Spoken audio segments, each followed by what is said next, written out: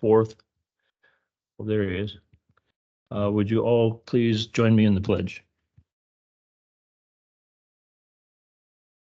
I pledge allegiance to the flag of the United States of America and to the republic for which it stands, one nation, under God, indivisible, with liberty and justice for all.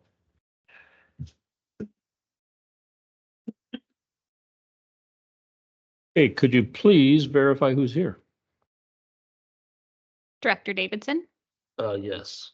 Director Thomas. I am here. Thank you. We have public comment before we get started on the agenda. Anybody raising their hand anywhere?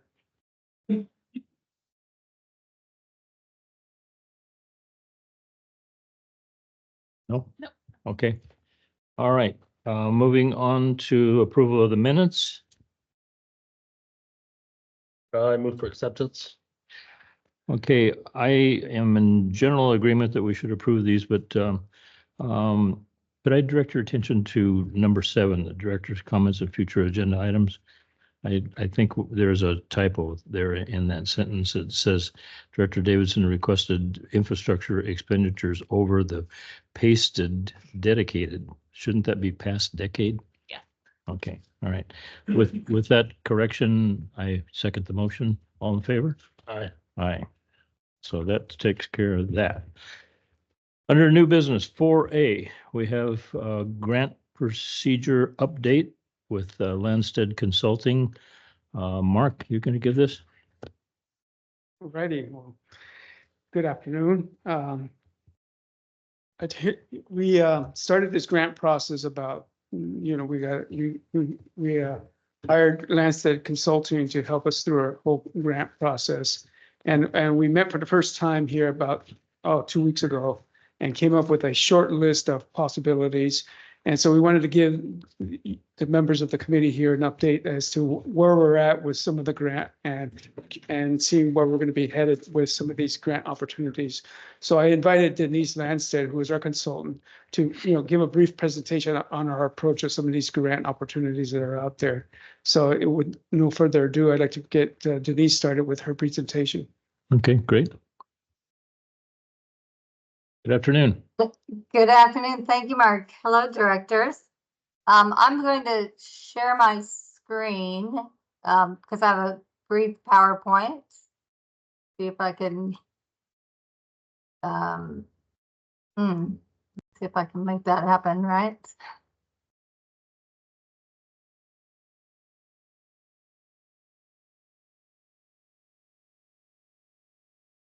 Well, I am not making it happen. Let's see. Denise, this is Jennifer. Did my screen share work? Yeah, Yeah. there you go. If you can put it on put it on the whole screen. Okay.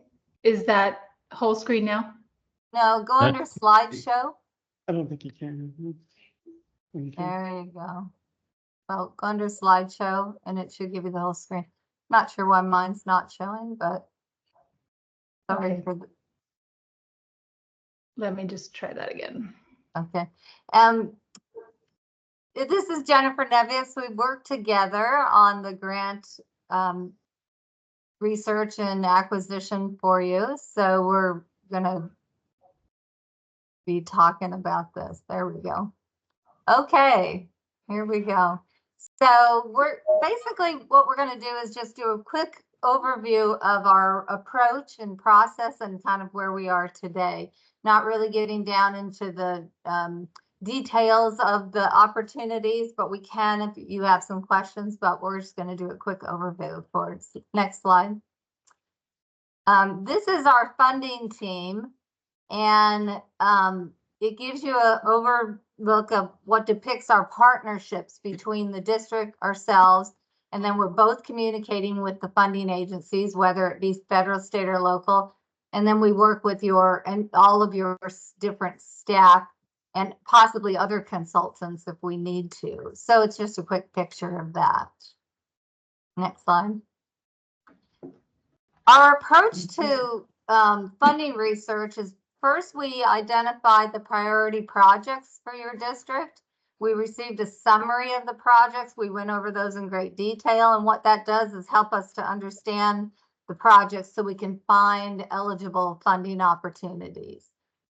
We presented that information in a format to staff and discussed it, but we like to make sure that we develop this project information as fully as possible because it helps us to be most competitive and ready to prepare competitive funding applications. If you don't have good project development, it puts you kind of behind the timeline that really is needed. So then we go into the research and we look at quite a few different places that I have identified local, state, and federal opportunities. We look at those for potential matches to the project. Sometimes we find matches just in general for the district. We'll include those in case your staff has project ideas that they might not have thought of that they wanted us to track, but we put those in there as well. We present the detail of those funding opportunities and provide a preliminary funding analysis of a priority, meaning high, medium, or low. It's kind of a look at the project, the status of the project, what the funding opportunity is looking for, and then give a real preliminary competitive screening of high, medium, or low, meaning it has a really, if it's high, it has a good probability of success, and medium low, obviously it's a lower opportunity. And then part of our research, we also participate in informational webinars, funding fairs, meetings, those sorts of things, which helps us. Okay, next slide. When we go ahead and go to the next slide. When we go to provide the initial funding opportunity, there's a variety of tables in the report. And one of them is, first, we have a listing of the projects in the detail, but we also have just a listing of each project, what their primary project benefit is, whether it's water supply, reliability, maybe water reuse, in this case, hazard mitigation. This is just a sampling of it. And then the opportunities, just the title here of what we see as opportunities. We identify them either as a grant or a loan, and it lists them here as an opportunity. Then we have other tables, and I have not put everything in this slideshow, but it is in the report to staff. We look at the funding a great deal and provide those in other tables. In the report itself, and you can go to the next slide, Jennifer. In the report itself, we provide a summary table. So that way staff doesn't have to dig through the entire file of all the grants. Because we have, it can be like up to 100 different grants we've listed, you know, and some might not have any great opportunity, but some do. So in the summary in the report, which in your committee report, we've provided you kind of a sampling of that. We provide a general snapshot of the type of grant or funding, the agency, the funding amounts, and any cost share, when the grants opportunity applications are due, and what project we think might be a good match with it. And then we write little comments in there that are maybe significant in thinking about whether you want to look further. So once we have staff take a look at this, then we start talking about it and look a little further at the details of each one of these. And then what that puts us into is a potential go, no-go assessment. You can go to the next slide. If staff decides that they want to look a little bit further and really say, we think this is a good opportunity and we want to look at whether or not we would be really competitive, we do a go, no-go assessment. And what that does is we partner with the team of the district, and we look at specific questions about the funding opportunity. So each assessment's tailored to the funding opportunity. we have to have a really thorough understanding of the project, and that's where staff comes in with all the detail. And then analysis of the funding opportunity.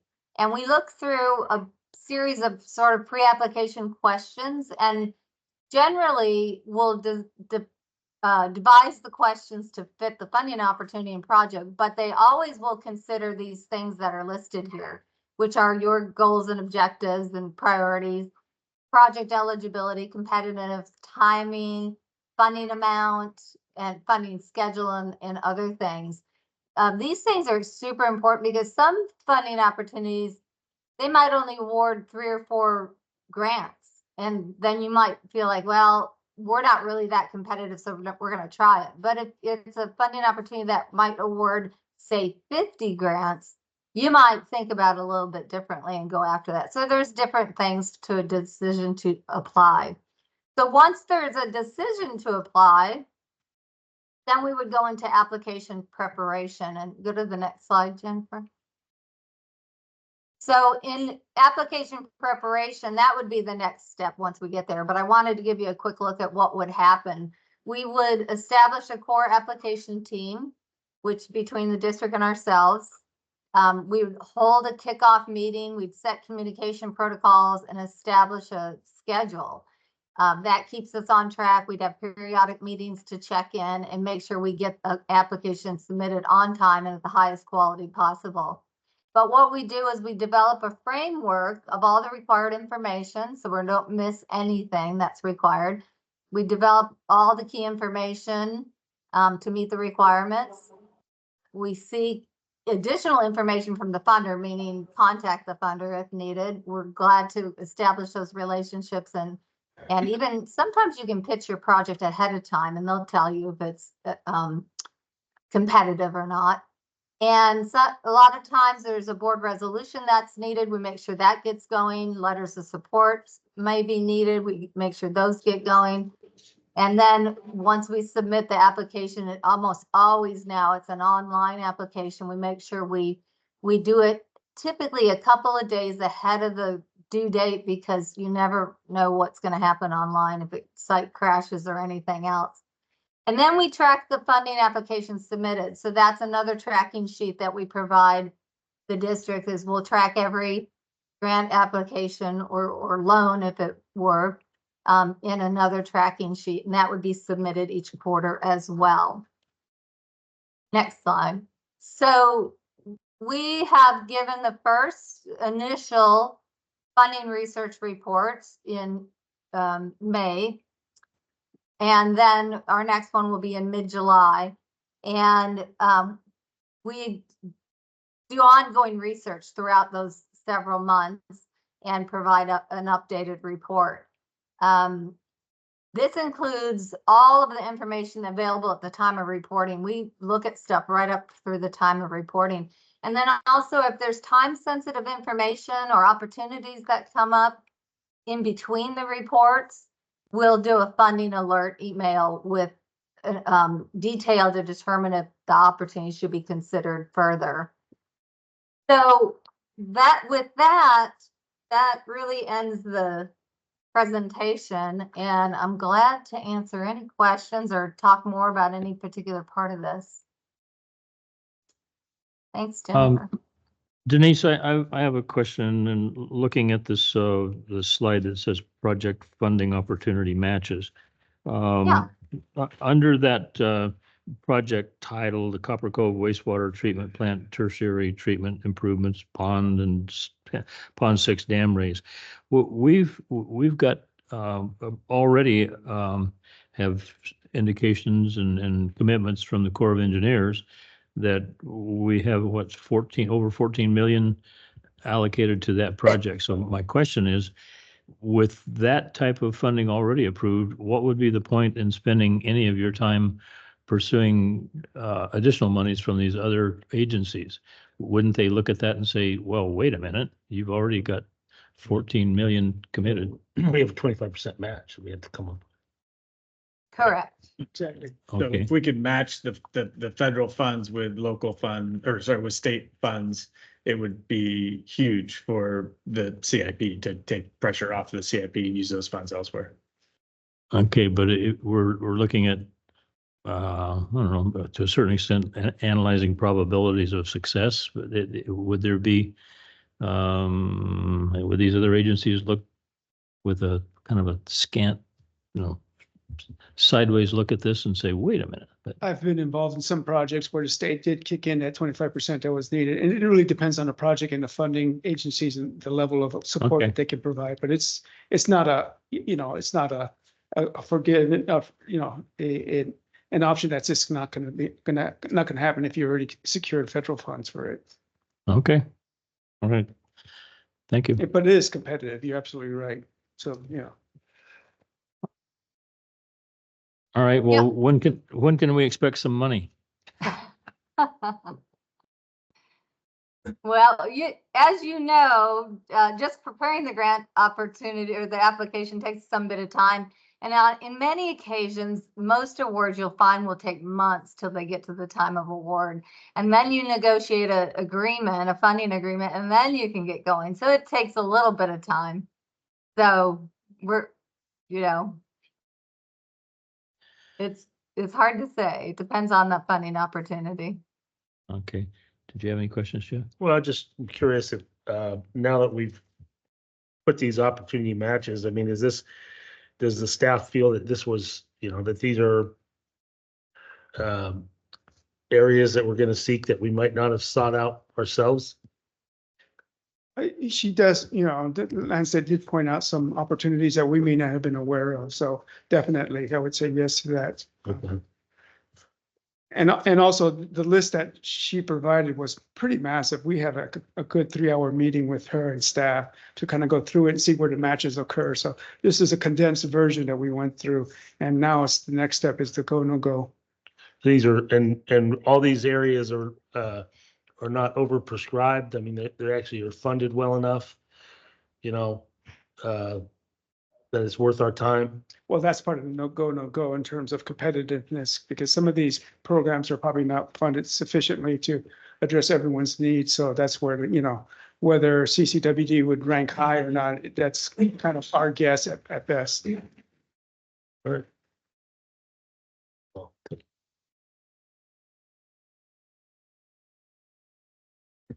okay, that's all I have. All right. I don't have any further questions. How about public comment on this? Yes, sir. Francisco de I la see, Torre. I see Francisco's light is blinking. Yes, sir. Can you hear me? We can, go ahead. Okay. Really good work in terms of explaining what the process is and what to look forward to. What I would be interested in seeing is the list that you've said we're going on these, and of those that we're going on, how many of those come from the post 5-year project, 5-year rate case? I mean, some of those projects didn't make the cut. How many of these non-funded projects qualify as potentially high?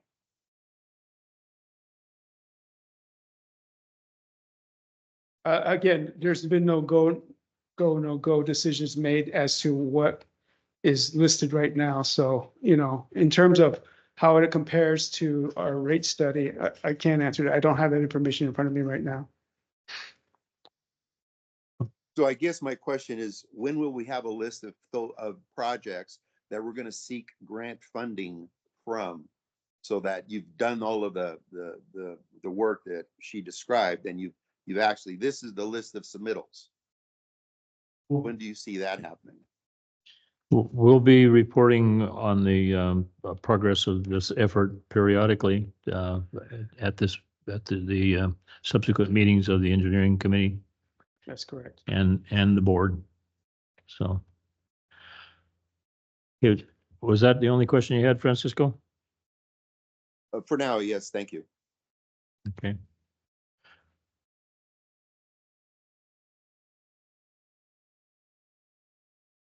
Mike Castor, Valley Springs. On this column here, what's the difference between released and opened?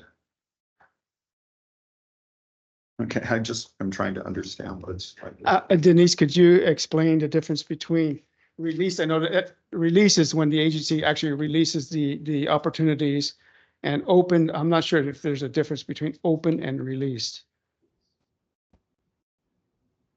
Well, the due column is definitely, that's when the application has to be into the funding agency. So it gets released and then you have a certain period to submit your application. So it's just the gap, here's the opportunity. Are you interested or not? If so, if you're going to apply by this date. Right, Mark, I'll just add on to that. That's exactly right. It's when the solicitation for proposals is released. Open means the same thing, essentially. It might just be the language of the funding agency. And then if there's a due date, it's listed with the hard due date. Sometimes those are rolled forwards. There's changes. We monitor that.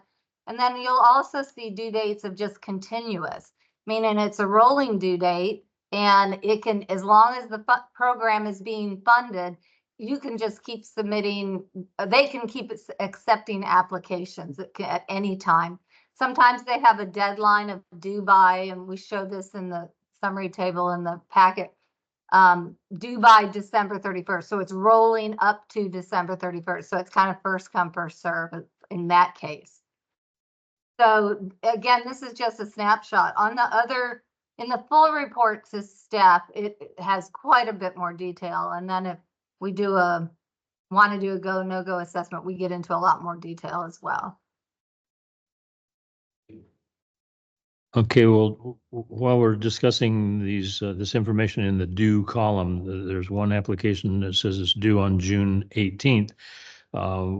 Is it conceivable that you'll have this analysis and the go, no go decision made on that federal grant that says that the applications are due on June 18th?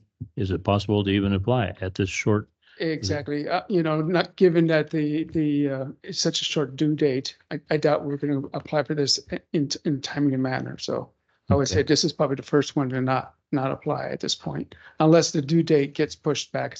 Like I said, these due dates are sometimes published, but then they're modified as the application period happens. Okay, so Linstead will be the entity that will track. She will track whether the due date changes, and since it's a dredging project, we'll have to better define the scope, because I'm not that familiar with the scope of services. Okay. All right. Any further questions on this item? Okay. Thank you very much, Denise and Jennifer. Appreciate your involvement today. Thank you. Thank you, Thanks. Denise. Okay, bye-bye. Bye. Okay, next item on the agenda is 4B. We have construction project Lookback.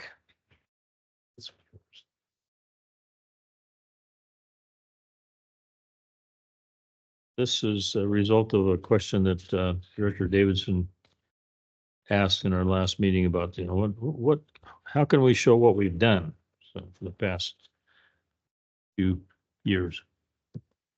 Yes, good afternoon. Good afternoon. So yeah, I'm gonna try to do a short presentation on a pretty long topic. I'm pretty sure I was nominated for this because I've been here almost as long as you. So I think that's really, I drew the long straw, being here longest. So they made me come up here and do this. I really want to thank engineering though and finance for putting this list together. As you can see in the packet, hopefully you guys had a chance to take a look at it. The presentation I'm going to give is a much shorter version of it. As you can see, there's a lot of projects. At times I wanted to go back at least 20 years, to kind of fit, because it feels like I think I knew what you were trying to accomplish with this is, to see that ramp up and see what we've done. And in doing that, I realized that we've been doing a lot ever since. And even in trying to get this project, trying to find all these, I found projects that go back even further. And then I started to reflect on some of the conversations I had with the old timers. I mean, right now I feel like the old timer who's talking about some of the leaks prior to Reach 3 or, Reach 1. But then I reflect on some of the old timers who talked about, the backcountry line that went from Sawmill to Big Trees. And actually, Jason Nick worked on that project, and I've heard stories of that going through the forest, breaking all the time. And we had a two-wheel drive backhoe at the time. So yeah, these construction projects have gone back quite a ways. And, even looking in the 90s, the Jenny Lind treatment plant, tanks A and B, the 16-inch transmission main from A tank to Hunters, from A tank to Jenny Lynn treatment plant. Back in the 90s when the Hunters water treatment plant was being upsized, and reached 3, actually, not just 3A, but along Moran Road. That was all done in the 90s, as well as the Avery tank and Meadowmont tank. So the project list can go back forever, and doing this exercise really dug up a lot of cool stuff. Well, it's, for what I've seen of this, this looks great, but, it's, there's also I can't remember back in the day when I first started here that we were doing anything for replacement. It was mainly growth related projects, and I see, this is obviously shows that we have ramped up our replacement of these things, and that's something that the public needs to, know that we have done that. But over the history of the district, a lot of it was always growth related, the development back in the days. But now we got to start taking care of everything. Yeah. So anyway. Yeah, and I agree with you. I felt that way as well. Reflecting on when I first started here, it didn't seem like we were doing this magnitude of construction projects that we are now. We've really upped our game, and we're doing a lot of, I think, in my opinion, really good things for the district and for the future of the community. So, and I think some of these numbers just in the last week, we stuck with the last 10 years for the finances. And again, I really want to give finance just a huge hats off. They really dug deep and tried to get a lot of these numbers for us. So, and I assume these numbers are not they're not adjusted for inflation. They are. It's just total expenditures versus our budget. So the numbers quite higher, actually. I mean, if you look for the dollars per mile of pipeline or whatever, I mean, if it was adjusted for inflation 10 years ago, absolutely, the money we spent back then is the same type of projects are costing us double. Yeah, and we can totally look at this document like that and tear it apart and do all sorts of different things with it and dive even deeper.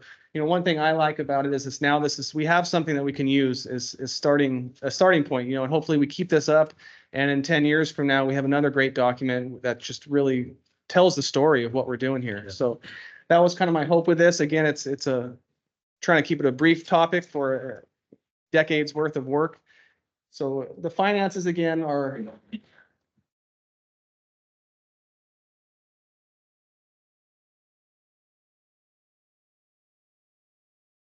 I can just give you like a signal. Excellent.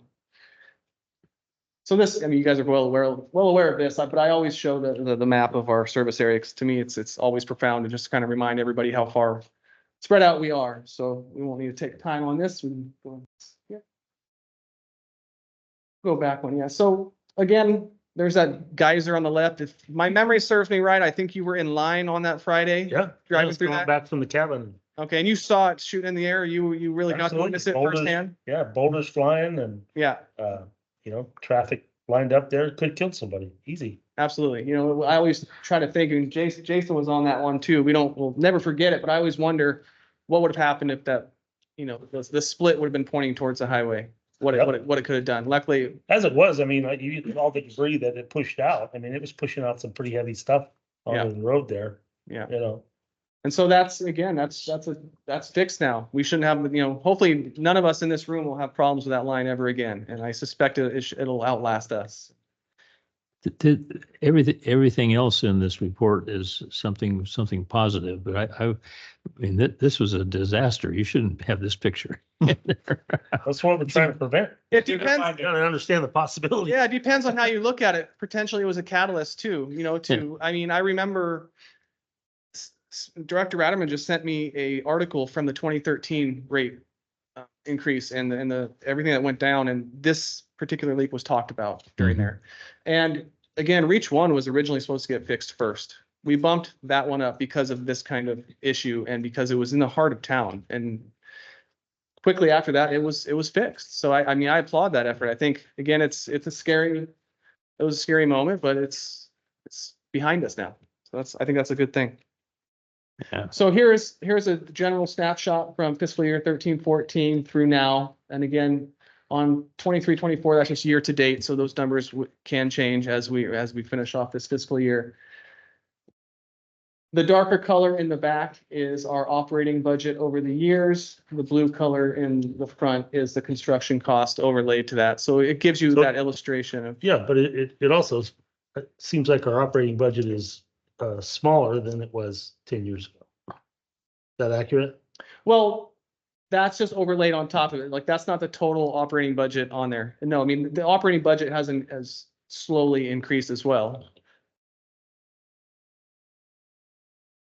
Yeah, no, it's, yeah, right. It's not stacked. That's just overlay, that's overlaid. That the operating budget goes all the way from the bottom to the Right. top. So Yeah. And then this next one might, something. This is the same graph, but basically in percentages. And I believe that's really what you wanted to see generally, was basically our percentages.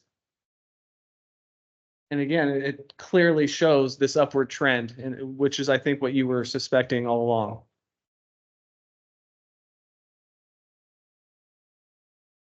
And over that time, 61.2 million, with, averaging out throughout those years, that time period, we're looking at 32% of our operating budget was on, and we didn't call it just CIP. As we were going through this, there was a lot of projects that weren't technically the CIP program. So this was all construction and CIP expenditures. It really encompasses everything in there. And then again, just list. I'm not going to go through every project. That's why I tried to provide a nice little report for you guys to take a look at. These projects here, we stuck with the 2010 date. So some of these projects that you're reading here aren't in those financials, but they're just of note, and we wanted to include them in the report. I think, actually, I know in the report that you guys have too, I went back for even further a little bit with, for instance, the Hunter's surge tank. So there's some other projects. I think that was from 2008, 2009. So again, this project, we could have kept on going. There's quite a bit, even well before this 10-year period. And lots of good pictures. I spent a lot of time going through Jared's pictures. He's very thorough. We have an extensive library of pictures, and I think it would be really nice to capture that and show it. He's done a heck of a job, same thing with Jason. So they've really captured all this in a great way.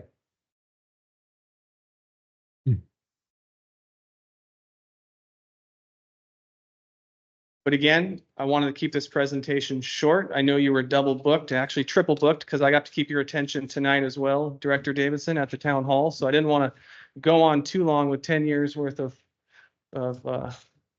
in-depth in the projects. I wanted to give you that snapshot of the budget and the costs.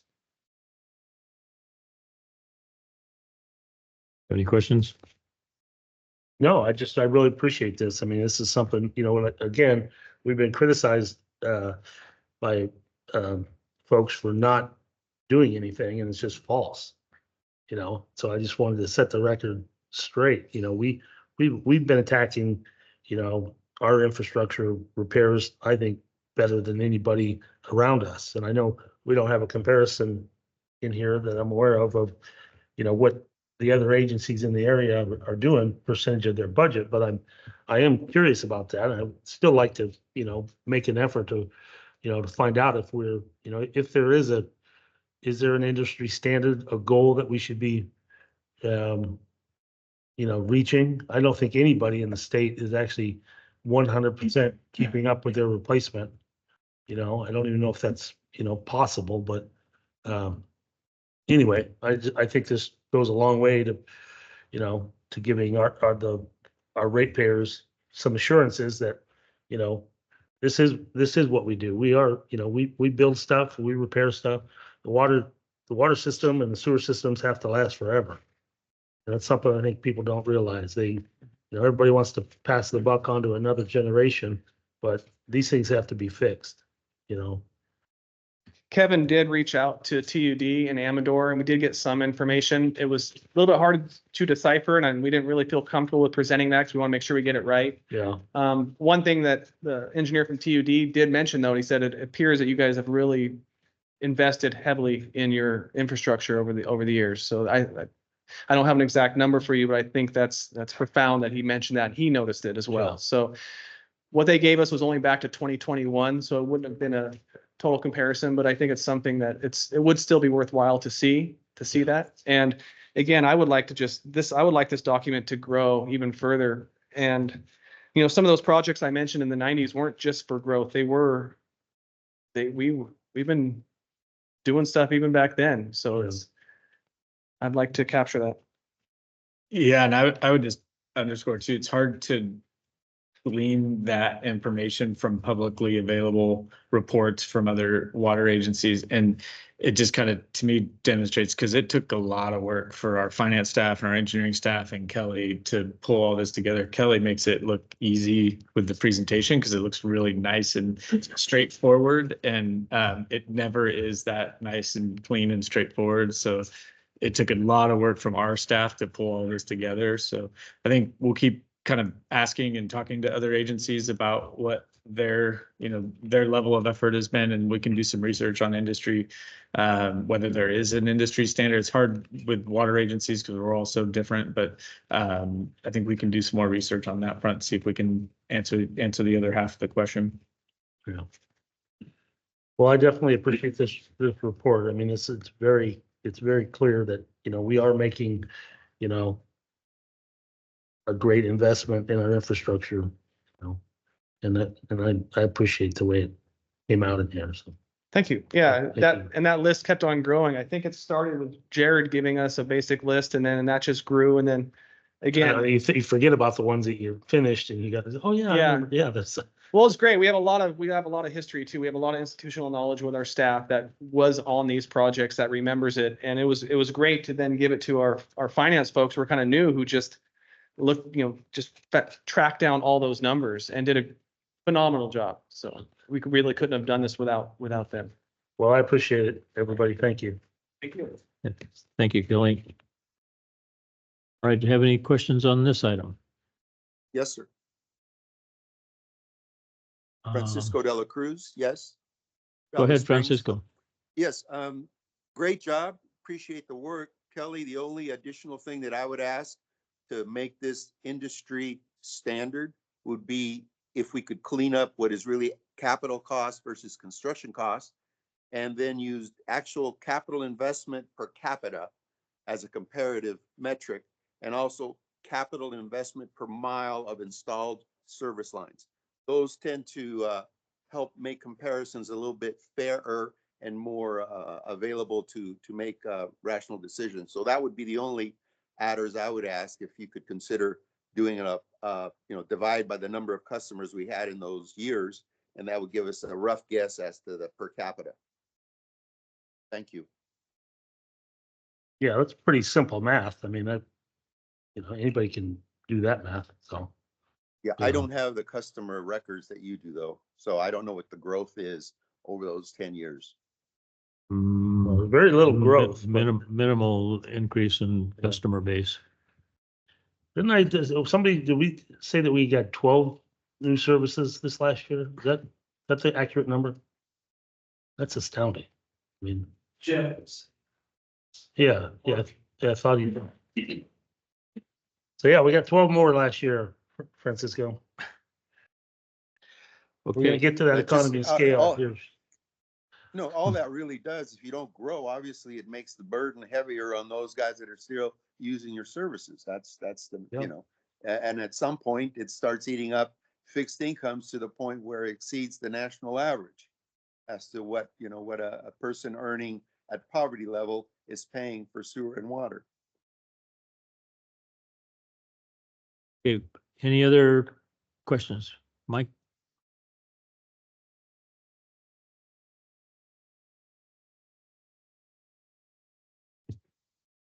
Just out of curiosity, starting in 2018, we started the percentage of budget kept growing. Is that due to handling more projects, or is that due to repairing unforeseen catastrophes in the system?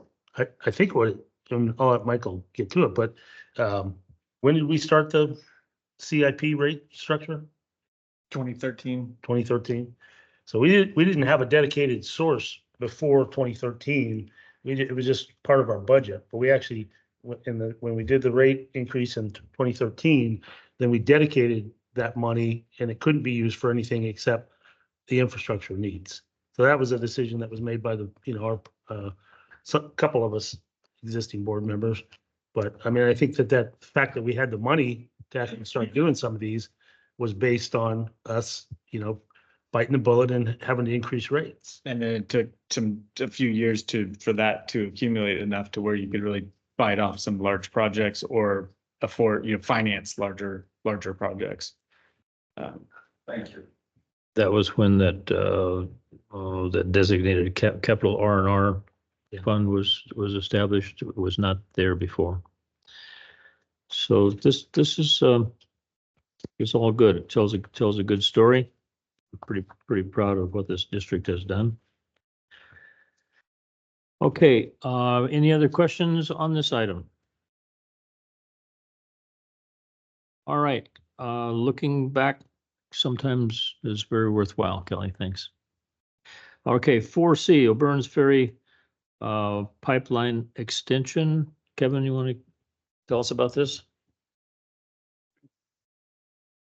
So good afternoon. So this item is about awarding a contract amendment to PBI engineer for the design of the O'Byrne's Ferry pipeline.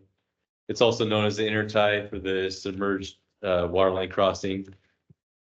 So currently the primary water supply for approximately the 750 domestic water customers on the east side of Lake Tolock comes from B tank on the west side of Lake Tolock, and it crosses Lake Tolock in a 10-inch pipe that lays on the bottom of the reservoir. So this proposed project would eliminate the underwater crossing and provide a more reliable water supply to those 750 customers on the east side of Lake Tolock. So the new water main would be approximately 15,300 linear feet long, and it would extend from the Copper Meadows there by the IGA, go down to Burns Ferry Road, all the way down to Poker Flat. And that would take water from the C tank zone along Copper Cove Drive and then down to Poker Flat. PBI performed the pre-design report for this project, and we're requesting an amendment to their contract to complete the design. We're really happy with the work they did in the pre-design report, and we think that it'd be worthwhile to continue the effort. So the cost for the design would be about $366,000, and that would include completing the CEQA exemption for this project. So the estimated construction of this project, or estimated cost of construction of this project, is $7.3 million. So, and that includes the interties into Poker Flat and to Connor Estates. So we've included the pre-design report here as part of the agenda package, along with all the options they looked at in the design, and then also their cost proposal. So as part of this project, sections of O'Byrne's Ferry were newly paved. So we'd have to pave the half of the road that we go in with the water line as part of this project. So until this project kind of needs to follow the project that's in design right now, the C transmission line that pumps water from the clear well to C tank. Then this project could take that additional water from C tank and take it to Poker Flat. So right now, from the clear well, we pump up to B tank, and then from B tank, we pump to C tank. So the pumps at B tank aren't big enough to take the extra demand that Poker Flat would draw on that existing pump station. So the idea is that this project would, that we build that C pipeline here in the next couple fiscal years, and then this would follow in. Okay, so what you're saying is this would be down the road, what? So this project would have to be considered an emergency intertie. We'd still have the cross link pipeline as the main source of water supply to Poker Flat until that C transmission main's built. Once that C transmission main's built, we can eliminate the underwater crossing completely. Haven't we awarded a contract for the installation of that pipe going to Sea Tank? No, it's in 50% of design right now. Oh. So we have, by the end of the year, we'll put out the bid as a plan. Okay, so it conceivably could be constructed next construction season, summer? Yeah, I think we have some money in the budget for next year to start that work. Okay. Jeff, do you have any questions on this? No. Kevin, a couple of things caught my attention in this report. It says that there's an option of leaving the 10-inch line in case something happens with this new line along O'Byrne's Ferry. I think that may be a prudent idea, but my question is, would that require that we periodically purge that line, test it, keep fresh water in it? What? Yeah, we'd want to somehow control the flow so you have some water coming out of B tank also, so the water stays fresh in that line. Okay. So you'd have to maybe kind of throttle the other line or something, some way to maintain flow through that line to make sure it stays fresh. Okay. And then the other thing that surprised me is it was recommending that this when this installation of the 10-inch, 12-inch line gets installed, it would be on the east side of O'Byrne's. Yeah, we have a sewer line on the other side of the road. Oh, that's right. That's right. Okay. So that you don't want to stay, you need at least 10-foot separation, Yeah. and going down the middle would be challenging there. And the county is requiring that we pave, if we go in from the edge of pavement 3 feet, we have to pave So 12. I drove that section earlier this week, and there's some areas where they kind of did a grind out in the middle lane, and Yeah. they left a shoulder area that you may be able to excavate there, but then further down, they went and replaced that shoulder, and there's a joint there. So, I mean, we'd have to work with them in detail, but there'd be some substantial paving required as part of the project.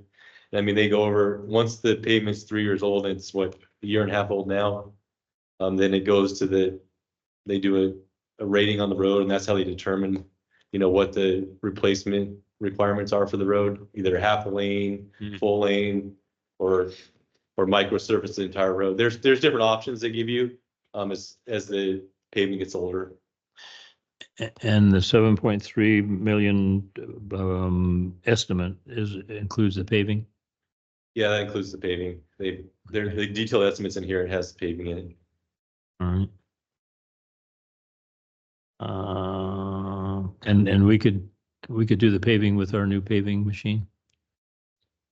You could maybe do the patch paving, but the full width paving would be tough with that machine. Well, it paves 52 inches wide, doesn't it? Yeah, the hopper is kind of small for that. I mean, it's more for like trench paving, so. Okay. Do we have any questions on this item from the public comment?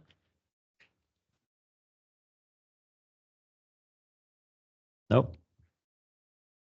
All right, well, thank you for that. Do you need any action? or Yeah. just- Yeah, it's one of the recommendations to take it to the full board for Yeah, approval. I would make that recommendation. Okay, I concur with that. Okay, let's go to 4D. This is the Huckleberry lift station updates. So this Huckleberry lift stations are main lift station in Lock and Tennis service area, so it pumps directly to the wastewater treatment plant. So there's multiple operational and capacity issues with this lift station. So the district sent out an RFP. It had site visits with multiple consultants to look at the site and evaluate it. So we received 6 different proposals. They were all very qualified design firms that submitted. So it was a difficult decision in the rankings. But we kind of ranked the consultants by their project understanding, project management, qualifications, related experience, and the schedule in production. So I think three of us ranked them, and Blackwater Engineering scored the highest, but Loomis Engineering was a close second. So after consideration of the design effort, staff, we kind of came to an agreement that Loomis Engineering would provide the district the best overall value, as their cost was substantially lower than Blackwater's, and they had a almost equally as good a proposal. So we've included the proposal from Loomis. They've done some work with the district on the sheep ranch, fire protection plans, stuff like that for us. We've been really happy with them in the past. And so we wanted a recommendation from the engineering committee on bringing this to the board. I'll make that recommendation. Okay, before we act on this, I heard your recommendation, but do we have any public comment on this? I do want to acknowledge the fact that that there's a substantial price savings by going to Loomis. I think that probably influenced your decision appropriately.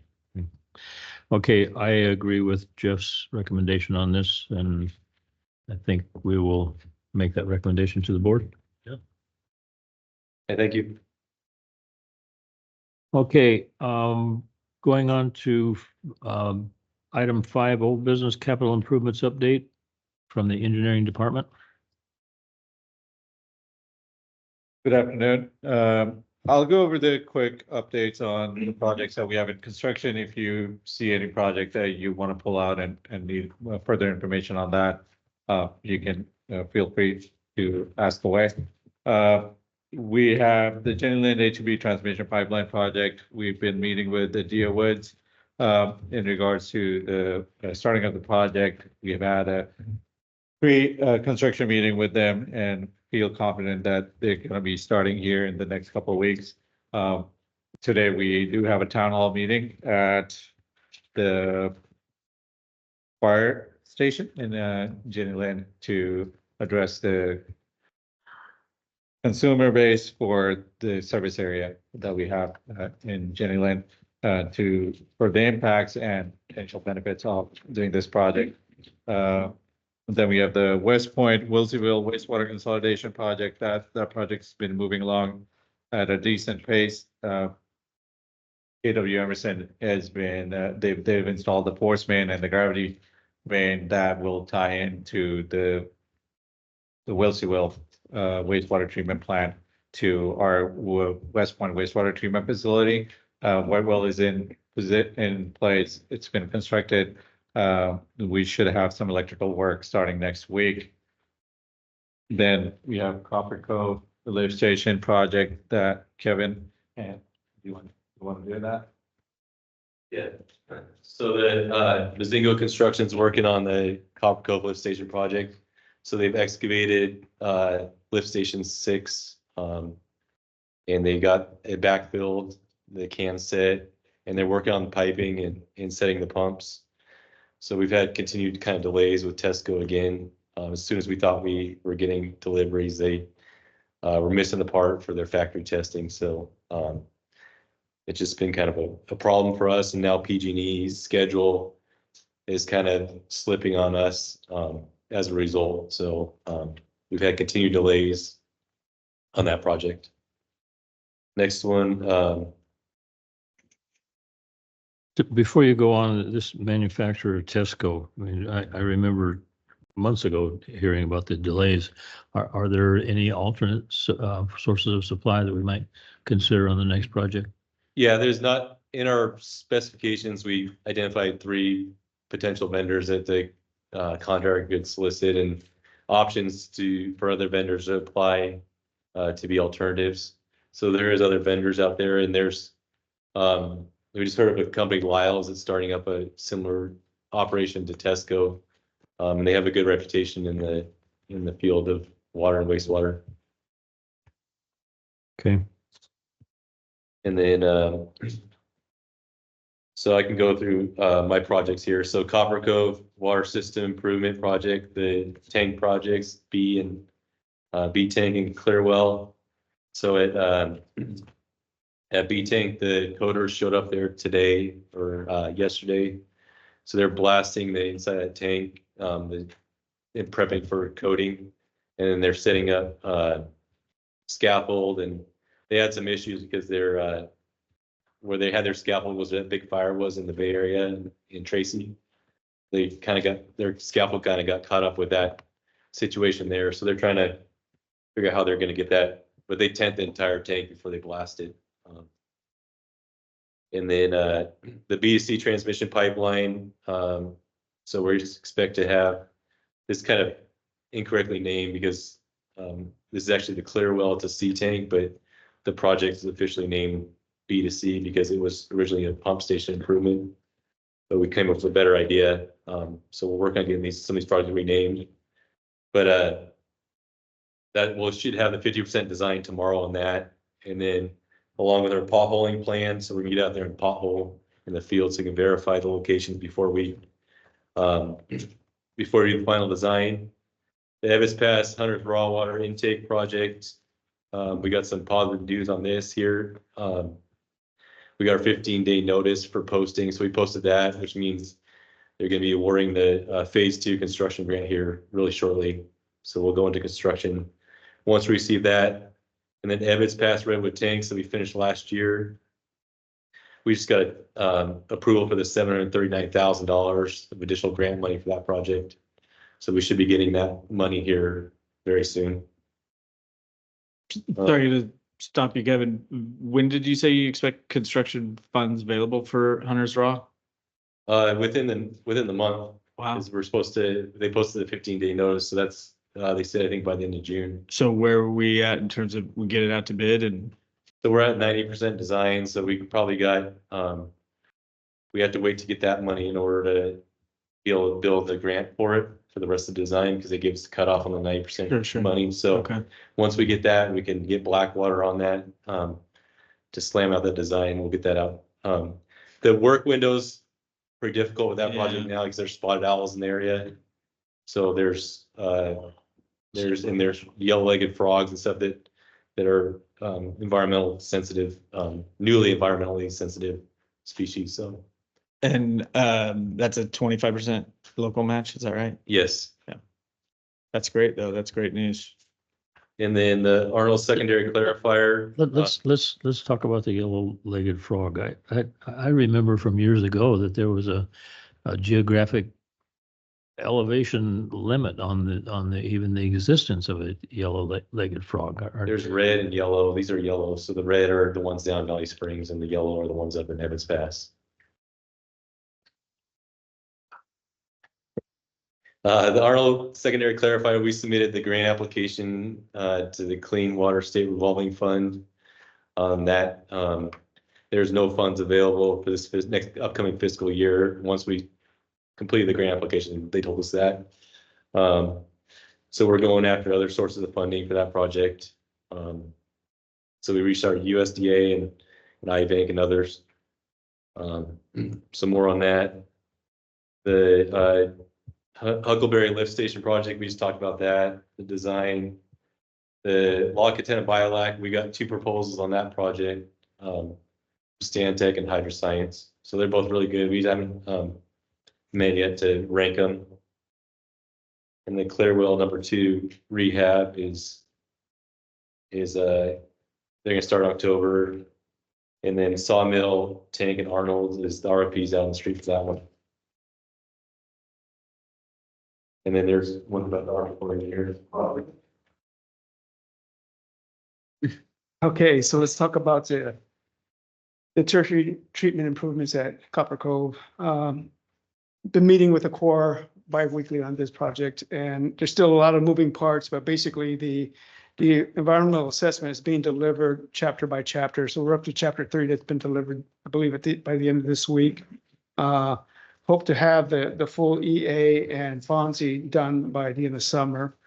Also, in addition, we're delivering a 50% design for the facility itself. We've met with our operating team and kind of finalized the parameters that are necessary to finalize, continue with the design effort. We're at a 50% delivery. Corps has in part of their process for project deliveries, a 60%. So we're giving them a 50% as a preview, so you can get any comments from them.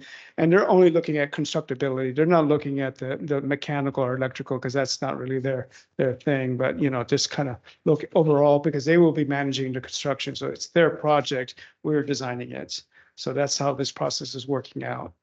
In terms of how we can advance the pre-procurement of the pre-treatment system is still ongoing discussion with the Corps. We're looking at a possible up to $1 million, $1.5 million to procure and install a SAF system, help treatment for this summer here that's coming up. So we're hoping to get that resolved as soon as possible. Michael may have some opinions on that in terms of whether that option, if the Corps allows us to pre-procure it as part of our contribution to the project. If not, we're looking at budget impacts to procure this piece of equipment.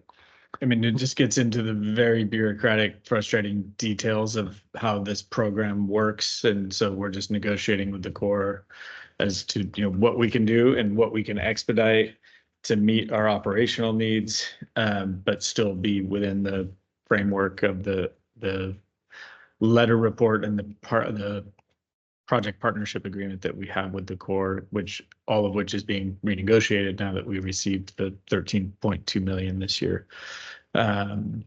So there's just we won't bore you with all the details, but there's a lot of work going on that front.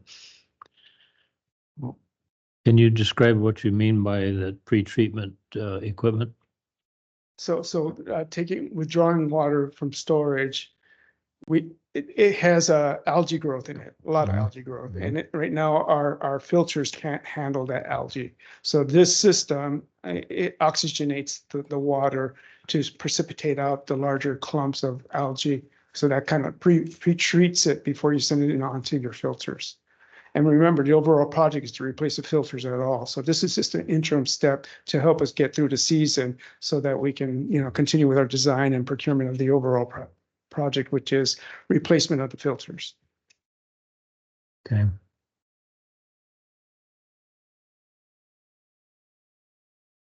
And I think that's about it in terms of summarizing some of the projects we have. You can see there's quite a bit more, but if you have any specific questions on any other projects, we'll be more than happy to answer those questions. Okay. Were we going to talk about other updates, including the Copper Valley? Oh, yeah, absolutely. We can do that as well. Let's come up and do this one. It's this one here. Yeah, so with Copper Valley, we've been working with the Copper Valley developers on some of the projects. Last week, they submitted on some of the pending items that they had on the design of buildings 11 and 12 that they're proposing to develop along with 22 townhomes that were proposed October of last year. So there were some site plans that were missing from those plan sets that they submitted on last week. So the staff had a chance to review those this week, and there are certain other new development proposals that they had presented to the district, which are in the concept phases. So we are trying to get a little bit more information so that we can provide adequate capacity, fees, and answers to the developer on that. Last meeting we had in terms to the force main and pump station development with Copper Valley, they were very hopeful, and they had given direction to their engineer for the Reed's Turnpike pump station to move forward with the design. Last week, they were going out there, get the survey done for the property and to work on the design of the pump station. And we haven't heard anything in terms of the alignment changes to the force main that it will be going to Saddle Creek lift station yet. As per Kevin's records, they are out there. They were proposing to TV the line that we have between the bungalows and that runs all the way down to our lift station in Saddle Creek. There were certain issues that we were experiencing in the past because of the fog, which is the grease issues that we've been dealing with from the restaurant at the golf course, and there was some sag that was causing problems for us to have proper drain through the gravity main over there. So they did do the TV. They're doing that today. Today. Yeah. Well, I thought it was a couple of weeks ago. But, okay. So if they can identify a sag that's a limited area, I mean, it certainly would be, in my mind, it'd be cheaper to fix that sag rather than deviate and go a different route. But what's the engineering? So that's what we're trying to determine is if that would be a better approach for us and the developer to eliminate that. And would it be cost prohibitive to go that route or tying into another location?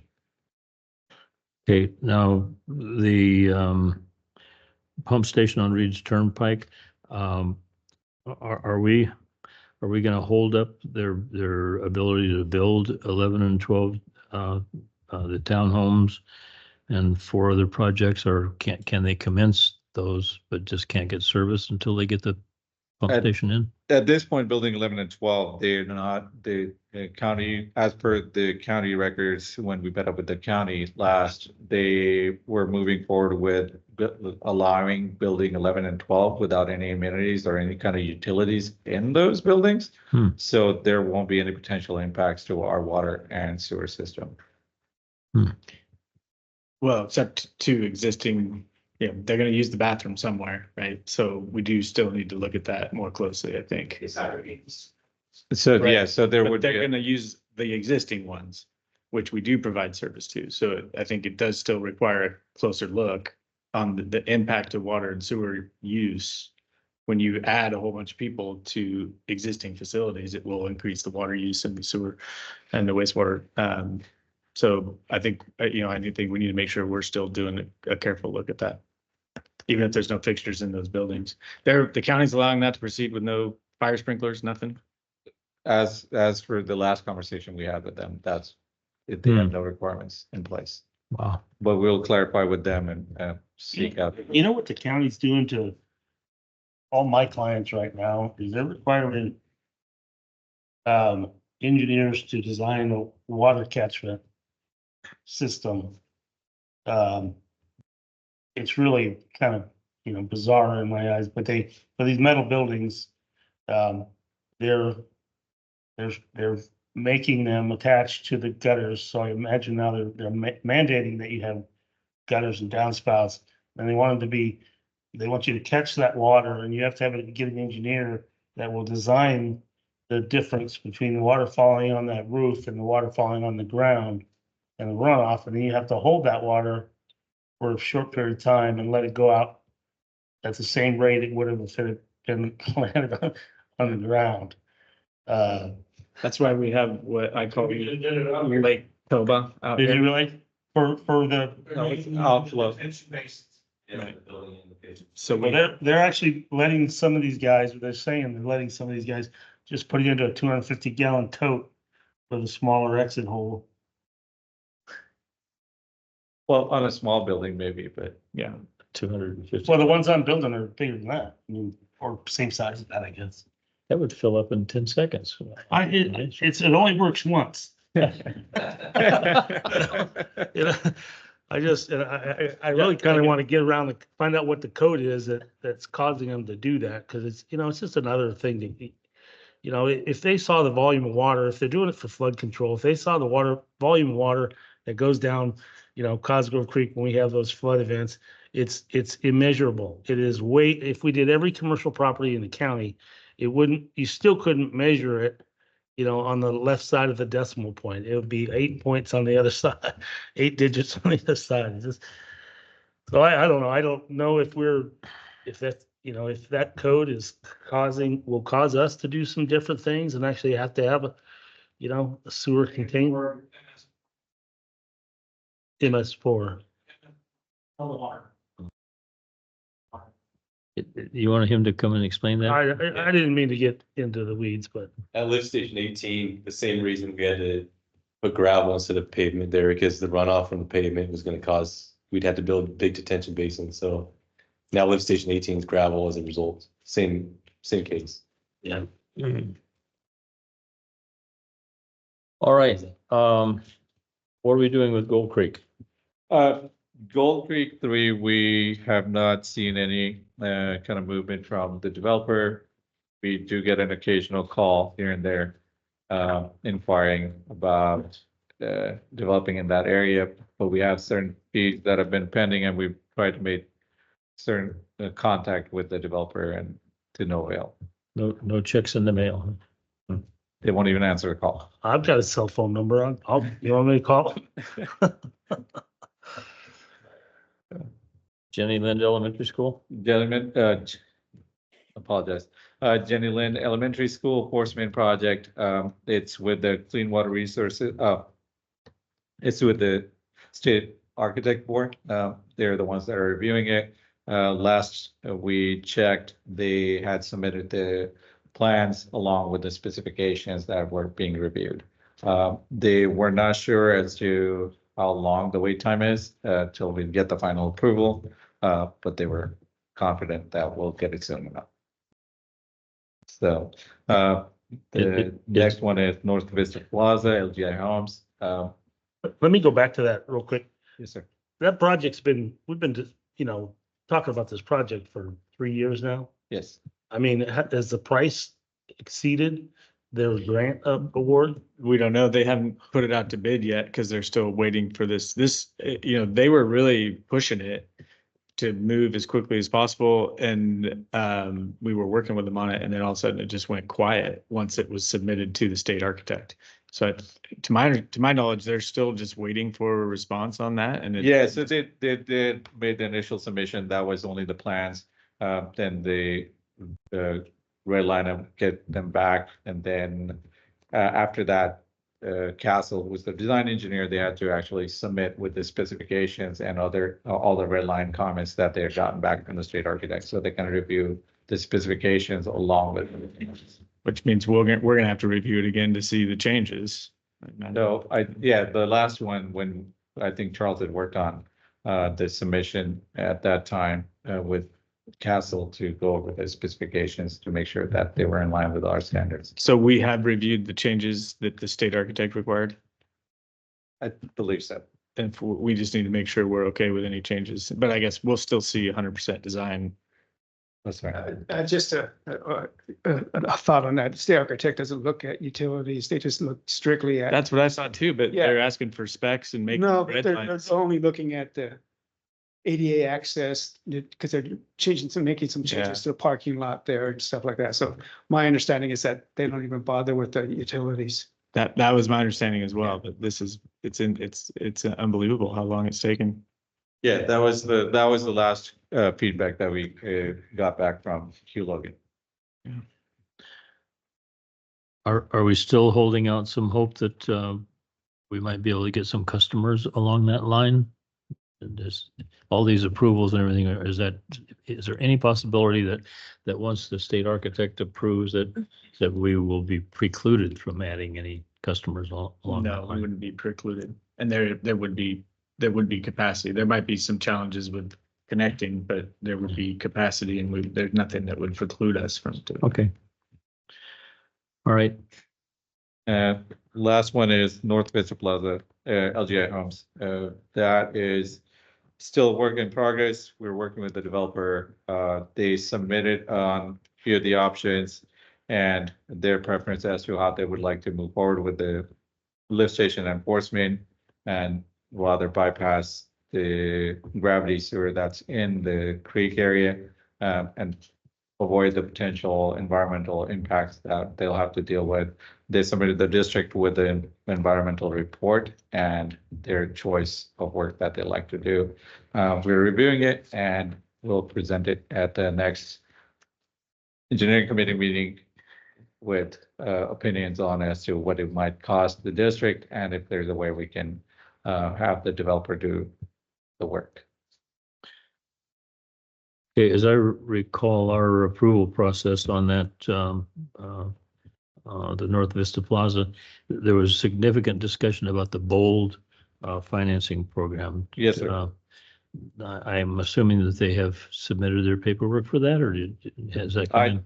Or as far as our understanding is, that was the way they wanted to proceed forward with that, and they were working with Jeff when finance. Okay, and the reason I'm asking that question is I see also the reference to the possibility of the bond opportunities for the CV developers doing that force main too. Yes, they were using it. They were also using the same program, trying to fund their projects. Okay. All right, well, we had a whole bunch of stuff that we talked about here. I see Francisco, you have some comments. Not a comment, but a question. At some point in the past, there was some discussion of creating a CIP-centric Gantt chart that gave you an overview of the inventory of projects and their various stages of completion. So you could look on one page just across the landscape and say, wow, what great work. And here we are on schedule and blah, blah, blah. Is that ever going to come to fruition, or is that just me having a pipe dream? I think we've seen. I think we have those all the time. We presented a Gantt chart previously. Yeah. It was just a very hard document to see. So we're trying to make improvements to that. Okay, that the board has seen that, so we'll continue to see if we can get a. Yeah, we'll see more if we can legible. make some visual improvements to it. And now that we have our, Kelly doing some wonderful graphics for us, maybe he can work some magic on it. Because we presented a Gantt chart that's strictly engineering look, and we use it, but it's probably not the best presentation.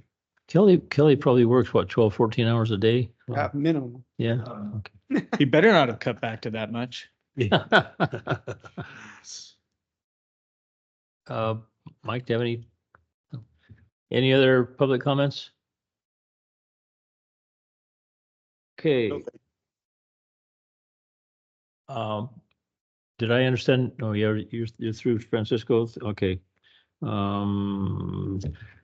We have a general manager's comments here. We're patiently waiting. No comments. Thanks to all the work that went into this. There was a lot covered there. Appreciate all the work that went into it. Okay. Do you have a director's comment? No, hopefully see some people tonight. Oh, yeah. Yeah. Do you want to elaborate on that? Where and when? What? 6 o'clock at the firehouse for the AB, the kickoff meeting for the AB transmission line. Yeah, I think we'll have everybody here staff knows about there to talk about other highlights or projects if there's questions, but the primary focus is to talk about construction impacts for A to B transmission line. Traffic impacts. Yep. All that. Okay, this director doesn't have anything to talk about, nor future agenda items. I'm just really anxious to see what's going to happen on the force main design. I guess Weber Geo has been turned loose on that. Okay. So we have our next committee meeting scheduled for July 2nd. Hope everybody can attend. And with that, this meeting is adjourned. Thanks for coming, everyone.